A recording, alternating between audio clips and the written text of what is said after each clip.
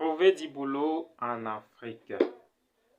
Bienvenue sur cette chaîne Psychologie en Afrique. Merci de visualiser cette vidéo. Si vous êtes là pour la première fois, je vais vous demander de ne pas oublier de vous abonner et de me laisser un j'aime. D'ailleurs, si vous trouvez seulement la vidéo intéressante. Eh bien, pour aujourd'hui, nous allons parler de comment trouver les boulots quand vous êtes en Afrique et surtout dans le domaine de la psychologie.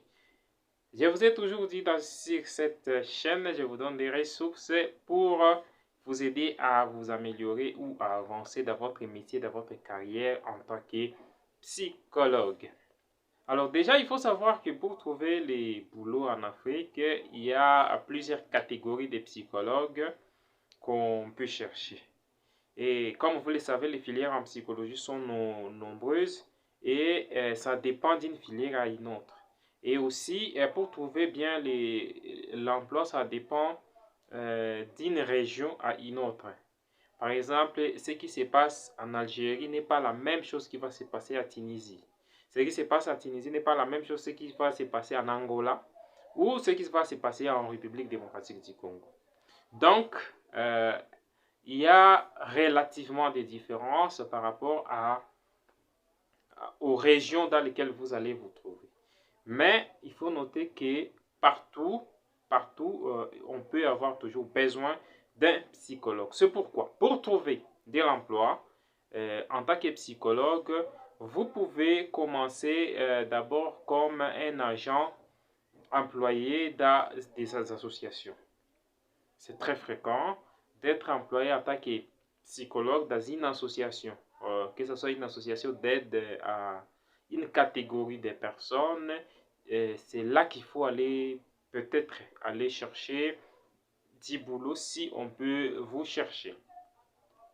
À part ça, ce qui est très important aussi, les psychologues sont beaucoup plus employés dernièrement dans des hôpitaux, dans des cliniques, et c'est très courant. Et donc, pour être employé dans des cliniques ou dans des hôpitaux, il faut être psychologue clinicien, nous sommes d'accord.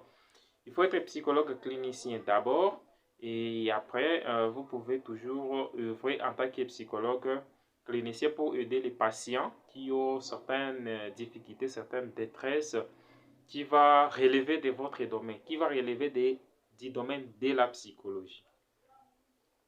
Il y a plusieurs autres places où vous pouvez travailler. Vous pouvez travailler aussi dans des entreprises où on va chercher quelqu'un qui va s'occuper des ressources humaines.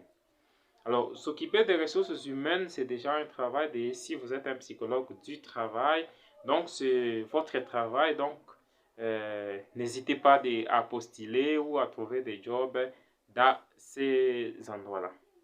Et à part ça, une autre place où vous pouvez trouver de l'emploi, c'est dans des organisations non gouvernementales. Nous parlons des ONG. Alors, dans des ONG, on recrute beaucoup très souvent des psychologues, mais ça, comme je vous l'ai dit, ça dépend d'une région à une autre. Si vous êtes dans une région où il y a beaucoup d'atrocités, où il y a beaucoup de violences, des violations, des droits de l'homme, disons, donc dans des organisations qui se retrouvent là, on peut vous employer plus facilement. Et alors, nous allons nous attarder un peu sur les organisations non gouvernementales. Quels sont les postes que peut occuper un psychologue? Déjà, comme partout ailleurs, comme dans des entreprises, un psychologue peut occuper les postes de chargé des ressources humaines. Et lorsque vous êtes un chargé des ressources humaines, vous êtes un psychologue du travail, donc vous devez vous occuper des personnes, des personnels, disons, qui travaillent dans l'organisation. Ça, c'est un des postes où on peut vous engager plus facilement. À part ça, vous pouvez être un psychologue de staff. Et donc, un psychologue de staff, c'est celui qui s'occupe d'autres staffs, d'autres personnels qui peuvent avoir des difficultés, des problèmes dans leur vie relationnelle concernant surtout beaucoup plus le travail. Concernant beaucoup plus le travail. Et donc, les psychologues peuvent être, on peut employer un psychologue des staffs. Donc un psychologue des staffs qui va aider tous les staffs qui auront des problèmes et des difficultés. C'est ce qui se passe toujours dans certaines organisations où on cherche un psychologue qui s'occupe des staffs. À part ça, vous pouvez occuper les postes de superviseur en santé mentale ou expert tout simplement en santé mentale. C'est très fréquent et c'est un poste très bien qui paye bien aussi parce que vous êtes un superviseur, vous êtes un chargé de tout ce qui concerne la santé mentale. Vous êtes considéré comme l'expert qui doit s'occuper de tout ce qui concerne l'aspect santé mentale.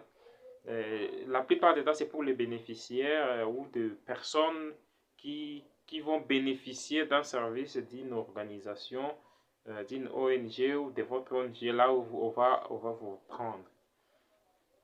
Alors, il s'agit là d'une autre occasion pour vous de travailler dans des organisations non gouvernementales. Mais en plus de ça, vous pouvez toujours occuper d'autres postes. Par exemple, on peut vous engager en tant que psychologue tout court. Donc, quand vous êtes un psychologue tout court, vous allez vous occuper de tout ce qui relèvera des prises en charge, tout ce qui va relever des problèmes relationnels ou parfois des problèmes de conflictuels. Là où vous exercerez beaucoup plus en tant que médiateur que psychologue, vous allez résoudre certains conflits dans la communauté ou avec certaines catégories de personnes. Et ce sont des places où vous pouvez trouver de l'emploi. Alors, nous allons entrer dans notre question la plus ultime. Comment faire maintenant pour trouver cet emploi? Comment faire pour entrer dans ces organisations? Comment faire pour entrer dans des hôpitaux ou dans des cliniques où on cherche des psychologues? Et donc, il y a plusieurs moyens. Je vais vous donner le premier. Le premier, c'est d'entrer sur un site de votre pays où se publient généralement les offres.